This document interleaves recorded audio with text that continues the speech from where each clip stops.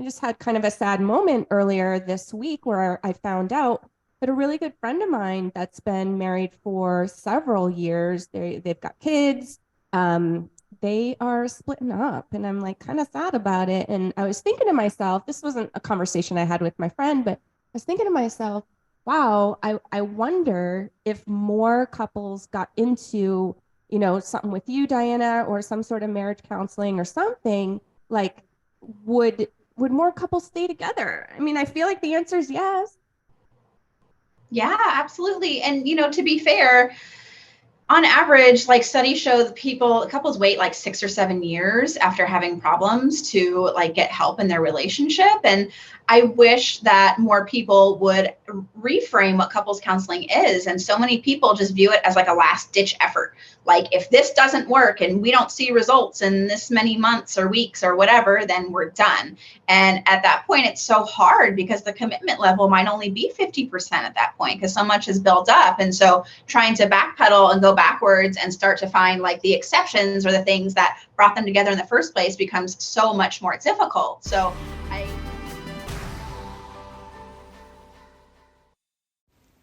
Hey y'all, Katie here with MOMnation, and welcome to another episode of Our Love Story. We know being in a relationship is hard, so Dyanna Isel, certified couples counselor, and I talk through different tips and tricks to help you navigate your relationship and get through everyday life. While you're here on your favorite podcast platform, please subscribe to our channel. Or if you'd like to visit us on YouTube and watch the video, our handle is MOMnation USA. We hope you enjoy the show. Good morning, everybody. It's Katie and Dyanna, and we are back with live Q&A with a couples counselor and what we lovingly call our love story. We are here every month, and typically what we do is we'll find a post in the group because we're all in some sort of relationship, right? I mean, most of us, I guess we have some singles. Sorry, don't mean to offend the singles out there. But a lot of us are in relationships at whatever level, and there are things that come up. So we tend to see a lot of posts in the group about, hey, my spouse this, or my significant other that.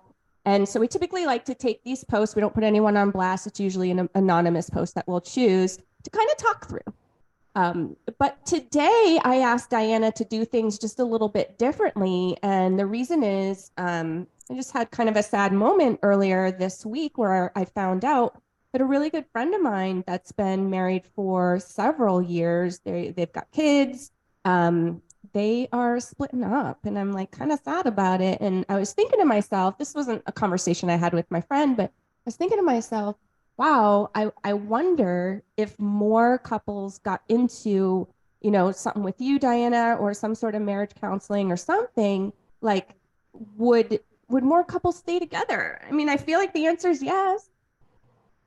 Yeah, absolutely. And to be fair, on average, like studies show that couples wait like 6 or 7 years after having problems to like get help in their relationship. And I wish that more people would reframe what couples counseling is. And so many people just view it as like a last ditch effort.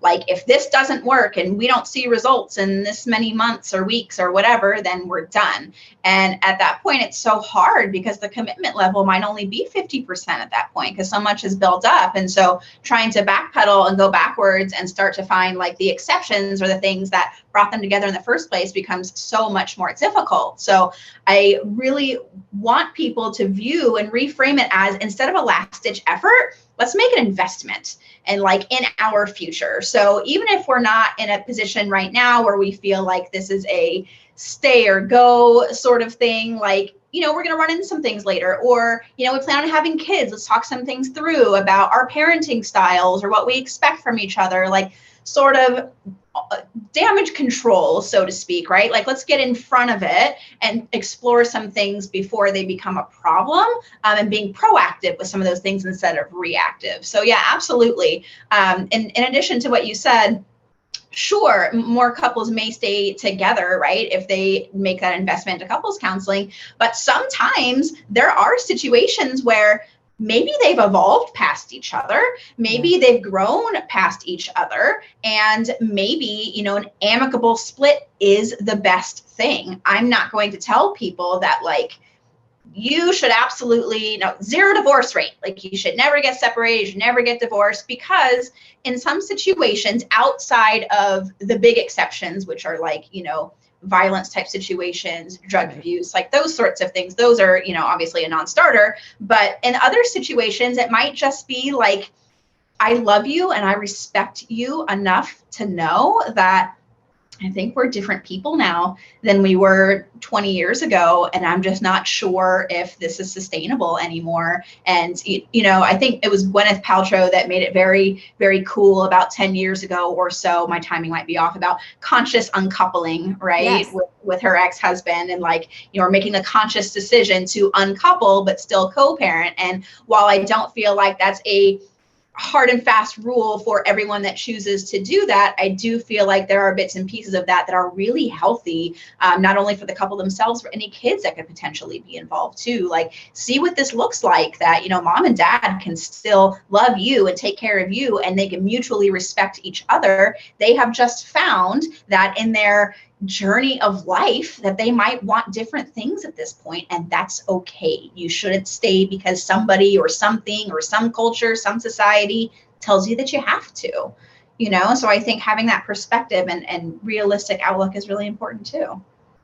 Totally agree. And I loved what you said about reframing the idea of counseling, because I think even in 2023, with all of the talk about mental health and the focus on mental health, I still feel like there's this stigma sort of around counseling. And, I get it, but I don't get it. Because, my story, that I've been through it too. And, talking with somebody else is so incredibly helpful. And I found that, like, my husband is kind of like, he wouldn't hear me, right? He just, no matter what I said or how I said it, just wouldn't hear me, and was filtering my communication as something different than what my intent was, right? Mm-hmm. Yeah. And so to learn a couple of things, and to learn a little bit more about him, because that's what I felt our counselor was able to do, was say, hey, here's how he thinks, and, kind of help us to communicate better together. Without that, you can jump down a rabbit hole of, he did this, she did that, she said that, she did this, you know what I mean? And then what? Like, and then I feel like what you had said about the commitment level, that's really giant. Now you're starting to move away from that because there's resentment. And 9 times out of 10, it's just a big misunderstanding. Absolutely. And different filters, again, of how you're hearing things. So the intent versus what's actually heard, can build a lot of resentment over time, especially if it's not addressed. It's really difficult to, I experience, with couples frequently that are like, this is our last ditch effort. And if this doesn't work, then, basically I'm sick of his crap, or I'm sick of her crap, or whatever. And it's like, okay, well, first we're going to have to find the common ground here, find where that love lives and exists. And do you have enough gas in the tank to work through this? Because this is going to be difficult. This is going to be a hard journey. I tell my couples all the time, like, couples counseling is a lot like those pullback cars, like the ones you pull back and then they shoot forward. Sometimes couples counseling feels like that. Sometimes it feels like we had a particularly hard session because we dug into some stuff that's, really painful and really raw in some cases. And like, you leave thinking like, well, I'm supposed to feel better after couples counseling. And the reality is, not every time. It's not every time. There are tough conversations sometimes that take place after sessions because stuff comes out. But without that happening, there isn't going to be progress. You're going to continue the same cycle that you've already started of, avoidance or whatever the case may be. But in couples counseling, it's hard. You're facing this stuff head on and exploring it and digging into it and rubbing salt in some wounds and some things like that. And it's difficult. So sometimes it truly feels like it gets worse before it gets better. But that's really the only way out is through. There's no way around it. Totally agree. And another reason that I feel like maybe people don't take the step into couples counseling is the cost aspect. Sure. So that, so let's talk about that. a little bit. I know that there's insurance and different things. I'll let you talk about that. But my biggest thing, because that was something that I had considered too, before Matt and I got into our sessions. But then I thought to myself, I was like, you know what? Divorce is a lot more expensive. Mm-hmm. And like you said, it's an investment. And, I looked at my life from a bird's eye view and I said, overall, I really love what we've built. I really love our life together. I really love, how we work together. Obviously, I love our son. And it was important to me to keep that family intact at all costs. And then that kind of voice in my head came up, well, what cost are you willing to do it? And then I thought, well, divorce is just so much more expensive. So why not? Yeah. You know what I mean? So yeah, absolutely. So for those out there that, may need some assistance in this area, I know that you said that there's certain insurance. You can speak if you could speak to that, but is there any other resource available out there that you're aware of for people that may need it?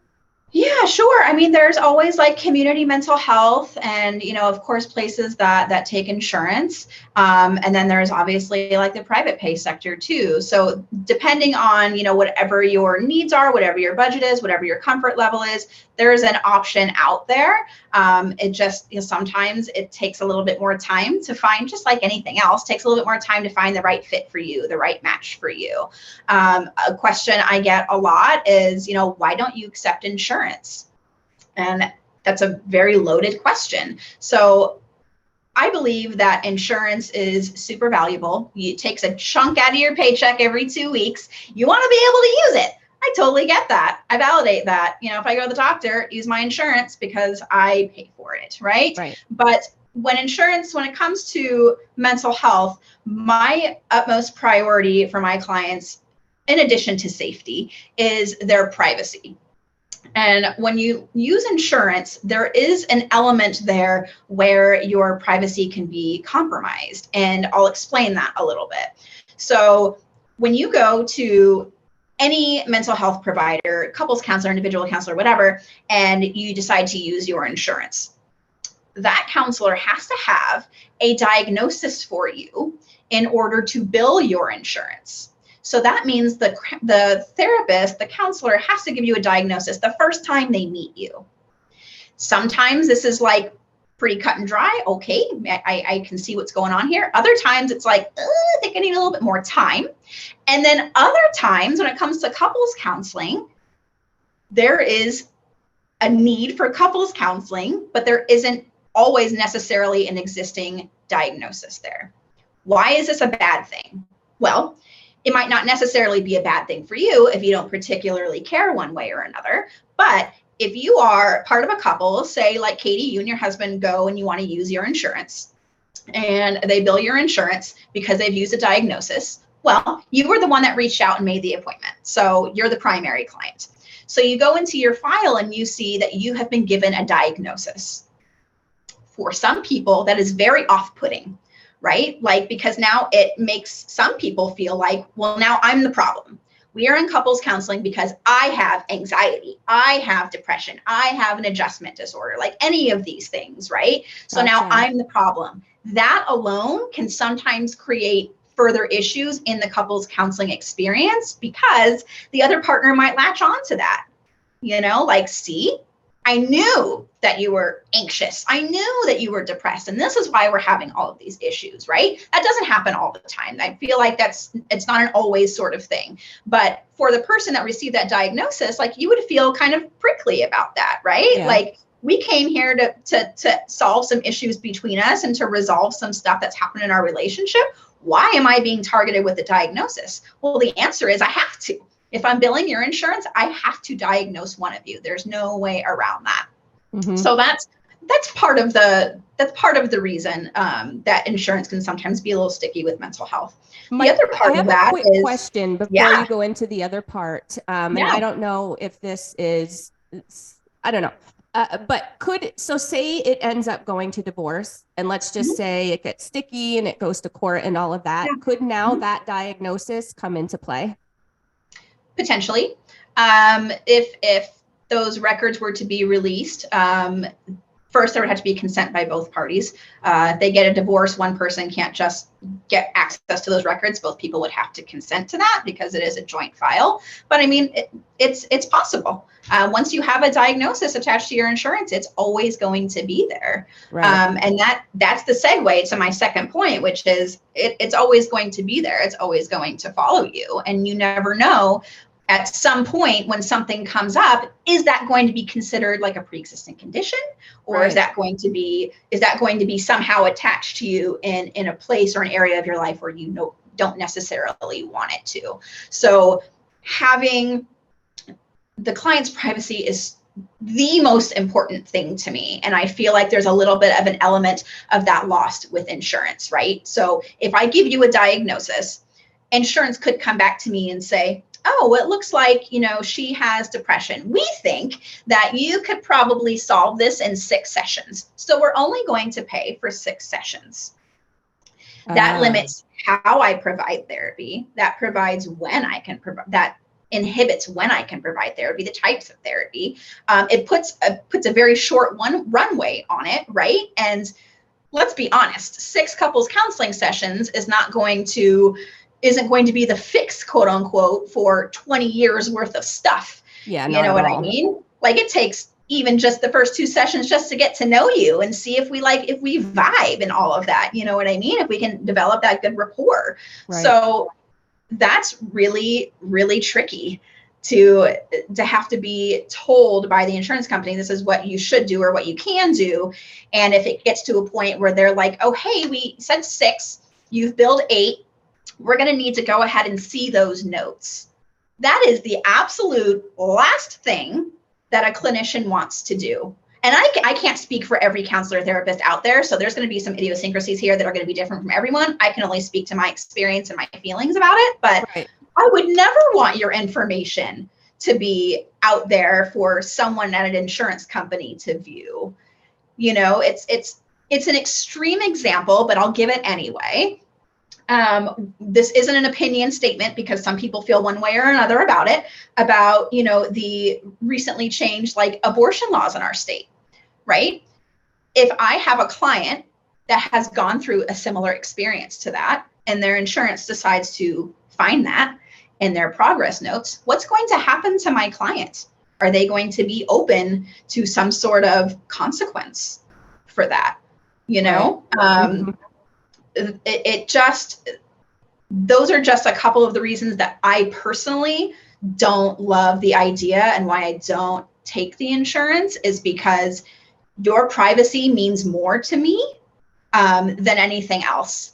And I know that is going to make some people feel upset because, you're limiting access to mental health care by not taking insurance. People pay for their insurance. You're limiting access by not doing that.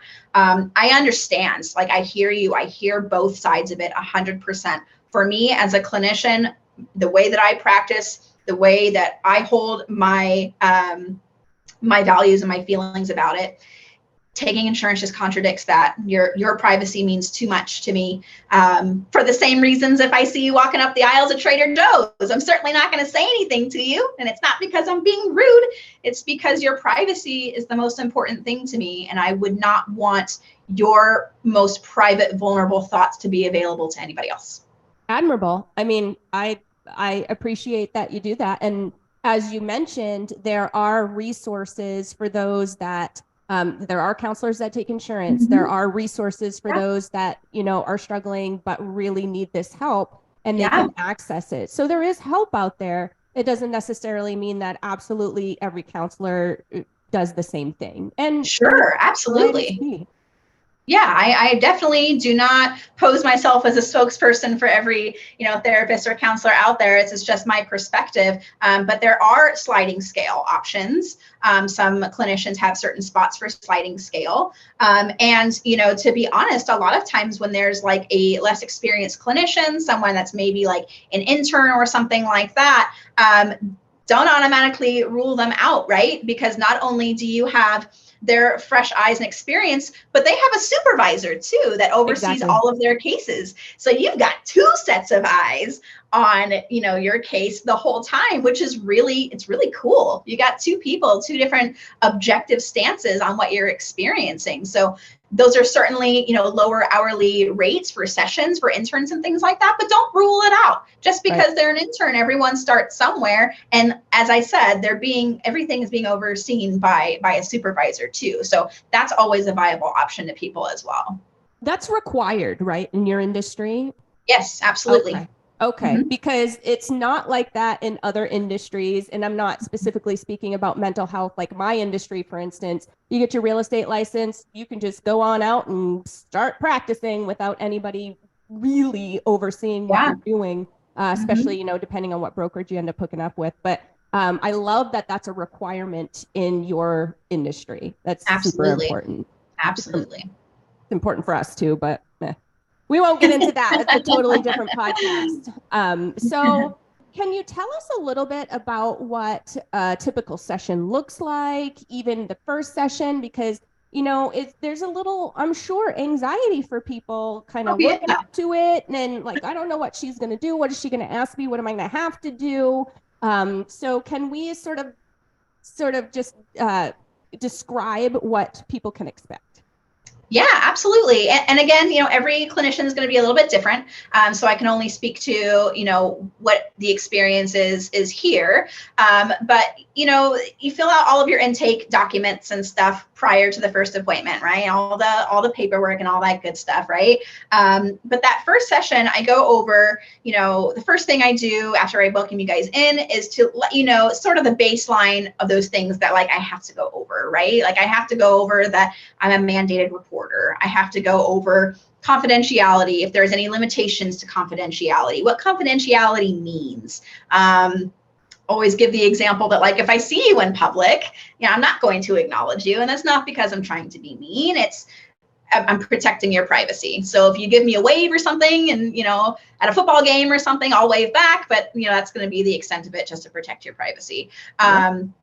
We talk about secrets in couples counseling sessions. So one of the things I ask couples to sign is like a no secrets policy. And I'll explain that a little bit more. So if you come to me, say you write me an email and you're like, hey, I, you know, feel like this and this and this and this. I don't want you to tell them though that I said this. That puts me in a really tricky situation. That puts me in a dual relationship, which is basically the antithesis of what we're trying to accomplish in couples counseling, which is to bring out all of these things so that we can explore them and process them and find a resolution to them. So what I will do to clarify is if you email me sidebar and you're like, hey, I have this thing I want to bring up. I don't really know how to do it, but can you help me? Like, this is the thing. Absolutely. 100%. Let's do it. I will help support and, you know, bring that into the room. But, you know, I always say in that first session, please don't ask me to keep secrets because it's not going to be helpful to the overall, you know, scope of treatment. Yeah. So those are all the sort of basic things that I go over. And then I get a little bit more into like, you know, I use the analogy of the pullback car, right? Like sometimes it feels like, like this didn't feel good today. We left the session not feeling great. But then I will also piggyback that with, I will always bring you back to safety before you leave here. So what that means is if somebody's crying, if somebody's really angry, I'm not just going to be like, well, it's been 50 minutes. See you guys next week. Have a great day. That's not providing emotional safety. And my commitment to everybody that comes in here is that I will make sure that you are brought back to safety before you leave, because the last thing I want is for you to leave here dysregulated. You're going to go drive, might drive with your partner and you guys get into a fight and, you know, just not good. So I want to make sure that everyone knows that my commitment is to just bring you back to safety. If that means that I have to go a couple minutes over in my session to do that, I'm going to do that. My next client, you know, will just need to wait a couple of minutes. So if you find yourself waiting an extra couple minutes in my waiting area, that's probably why. But everyone has that same courtesy, is that I can't let you leave feeling dysregulated like that.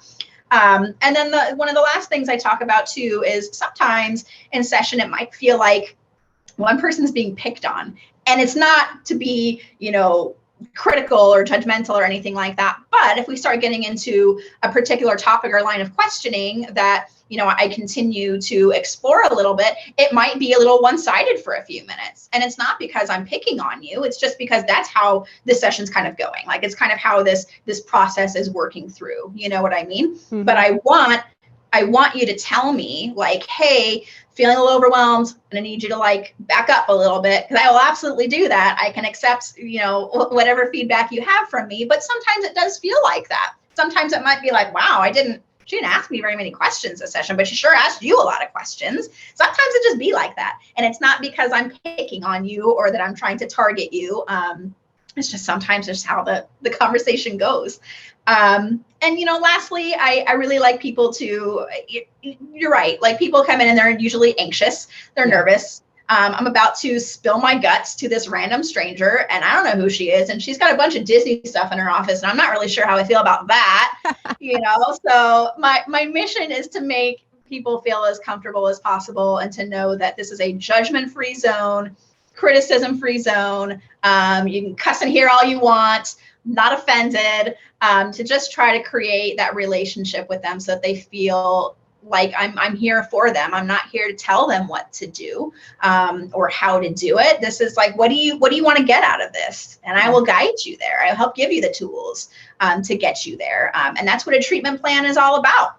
So in between the first and the second session, I put a treatment plan together. And that's not like me saying, oh, I think they should do this and this. No, I will ask you point blank, what do you want to get out of this? What are your goals? Let's come up with 2 or 3 things before you leave here this very first day I meet you. And I'm going to put it all together. And then the next time I see you guys, I'm going to show it to you, and you can say, hey, I love that. Or, hey, can we change 1 or 2 things? Or, I'm not really sure about this one right now. Can we pick up on this one later? Or, hey, whatever you want, like, I will adjust it. I will reconfigure whatever we need to, because it is your treatment plan.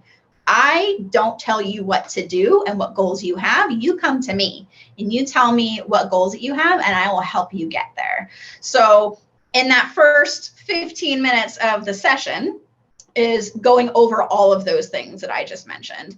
And then the rest of the time is, hey, I know you filled out all that paperwork and stuff, which I truly appreciate. I know it feels like it's a lot of stuff. It does give me a good baseline for where you're coming from, but I want to give you the rest of this time to just tell me all the things, right? Like, tell me all the things that bring you here, past experiences you've had, maybe. I just basically blanket, like, tell me all the things, you know what I mean?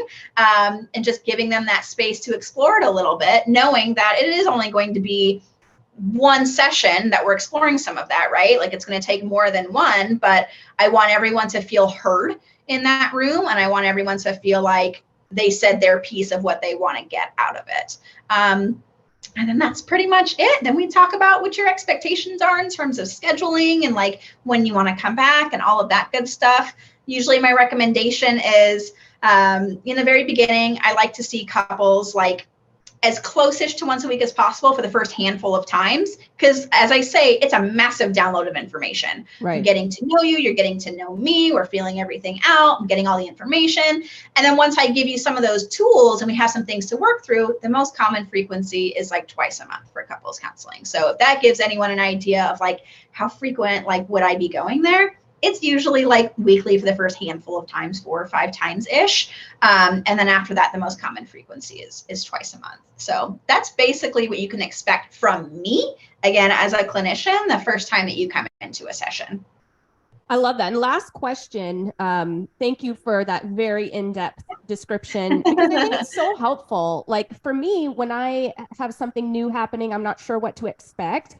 The more information that I have so that I can kind of build that expectation in my head, like the better I feel, you know? Yeah, absolutely. So I appreciate it's you. Scary. It is scary. It is, especially like you said, to go spill your personal guts to a stranger and you don't know kind of how it's going to pan out. That's scary. Yeah. Are they going to judge me? Is she going to pick sides? Is she going to be critical of my opinions, my thoughts? Absolutely not. Judgment-free zone. Say all the things. It's all welcome here.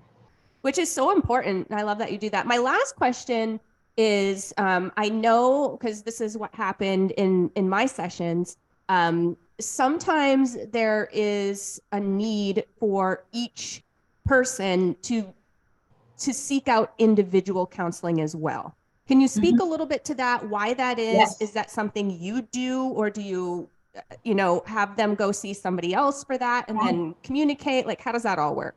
Yeah, that's a great question. So most often with couples, I will offer 1 or 2 individual sessions each so that there's balance, like there has to be the same number, so that each person can have their own free space to say whatever they need to that maybe they're not 100% comfortable bringing into the room yet, but things that we can explore on a one-on-one basis. So if it's 1 session or it's 2 sessions, I love to do that to get a little bit more in-depth information with someone that might feel a little bit more comfortable on their own. That being said, if a recommendation is made to say like, hey, I really feel like, you would really benefit from some personal work on your own, I would refer out for that individual counseling. I get asked all the time, if you see us as a couple, can you also see me as an individual? And the answer to that is no, because it creates a multiple relationship. So I'll give a couple examples. If I'm seeing a couple, and let's just say I see one partner individually, well, now I've built a relationship with that person too, sidebar from the couples counseling sessions, and that creates an imbalance in the dynamic in the room. And so that's not really fair. So then you might say, well, that's fine. We'll both see you individually and as a couple. Again, that multiple relationship that gets created, it gets very muddy. There are counselors, therapists out there that will do that. It is my best practice to not do that, because I do feel that sometimes there is the risk of losing the objectivity in the couples room if you're seeing them individually, right? Like, I'm your biggest advocate. Like, I care the most about the person that's sitting on that couch. I am your advocate. I am here for you, rooting for you. I will give you all the tools, do all the things to help you live a happier and healthier life. That becomes so difficult when the person you're talking about in our individual session is also my other client, who is also my other client in a couples session. Right. So it's too much of a multiple relationship there for me to feel like I can give my best and my most effective treatment. So I will refer out if it's more than those 1 or 2 sessions that I mentioned previously. I will refer out for someone to be seen individually, because I won't do it past that, because I feel like it's the best for the client. Yeah, makes a lot of sense. All right, awesome. Well, if somebody would like to chat with you, how can they do it? How can they connect? What is your typical, what am I trying to say? You have a consultation that you will do, correct? Okay, cool. Yes. Yeah, I offer free 15-minute consultations. You can go to my website. It's DyannaISLtherapy.com. Upper right-hand corner, you can click schedule a free consultation. And then we can get to chat a little bit, and you can see, learn a little bit about me, and learn a little bit about you. We can see if it's a good fit, all that good stuff. You can also reach me Facebook. So it's just Dyanna ISL Therapy LLC, the same on Instagram. If you do need to get a hold of me or you want to message me, you can call, text, or email. Those are usually the quickest ways to get a hold of me. Awesome. And we have a bunch of comments on the live show in MOMnation, Arizona is where we went live today. And so we have a bunch of comments, guys. I did my best to keep up with them. I know Dyanna will circle back too when she has an opportunity so that she can share and chit chat with you guys. If you are interested in any of our previous shows, so Dyanna and I have been doing this now for like a year and a half, I think. I think in June is going to be our 1.5 year mark. Yes. So we have a bunch of shows under our belt. We have talked through a bunch of topics. They are amazing. Please go over to our YouTube channel if you want to look at that playlist and check out any of those past shows. We are at MOMnation USA. That's our handle. If you prefer to listen to the podcast version, hop over to your favorite podcast platform, do a quick search for MOMnation Talk Radio, and do the thing, the notification, the download, the like, the follow, all of the stuff. And then that way, all the things, do as much as you can do. And then you'll be notified of the next show. Thank you so much, Dyanna. It's been awesome as usual. Thank you. Bye.